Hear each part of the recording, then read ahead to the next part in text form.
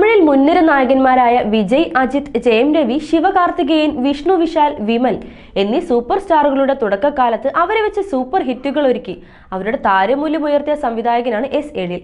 വിജയിയെ നായകനാക്കി തൊള്ളാതെ മനവും തുള്ളും, അജിത്തിനെ നായകനാക്കി പൂവെല്ലാം മുൻവാസം, ജയം രവിയെ നായകനാക്കി ദീപാവലി, ശിവകാർത്തികേയനെ നായകനാക്കി മനം കുത്തി പറവേ, വിഷ്ണു വിജയിനെ നായകനാക്കി വേല എന്ന് വന്ന വെള്ളൈക്കാരൻ എന്നീ സിനിമകളെല്ലാം സംവിധാനം ചെയ്തത് എസ് എഴിലാണ്.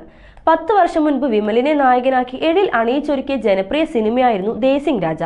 ഇപ്പോൾ ഈ സിനിമയുടെ രണ്ടാം ഭാഗമായ ദേശിംഗ് രാജ 2 എന്ന സിനിമയുടെ അവസാനഘട്ട മിനുക്കു പണികളിലാണ് എഴിൽ എസ്. ഈ സിനിമ വരുന്ന ജൂലൈ 11 റിലീസ് തീയതി പ്രഖ്യാപിച്ചു.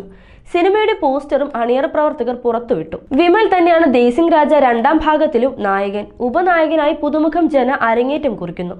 അത്യന്തം നർമ്മരസപ്രദമായ ആക്ഷൻ സിനിമയാണ് ദേശിംഗ് രാജ 2. തെലുങ്കിൽ രംഗസ്ഥല എന്ന സിനിമയിലൂടെ ശ്രദ്ധേയയായ പൂജിത പൊന്നാടയാണ് നായിക. തെലുങ്കു താരം ഹർഷിത മറ്റൊരു നായികയാകുന്നു.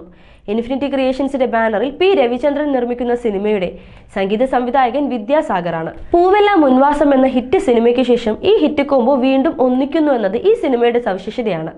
മധുമിത, രവി മറിയ, റോബോ ശങ്കർ, സിംഗം പുലി, കിങ്സ്ലി, പുകൾ, ചാംസ്, മൊട്ട രാജേന്ദ്രൻ, വയ്യാപുരി, ലൊള്ളു സ്വാമിനാഥൻ, മധുരമുത്ത്, വിജയ്, ടി വി വിനോദ് എന്നിങ്ങനെ ഒട്ടേറെ നടീനടന്മാർ മറ്റു കഥാപാത്രങ്ങളെ അവതരിപ്പിക്കുന്നു.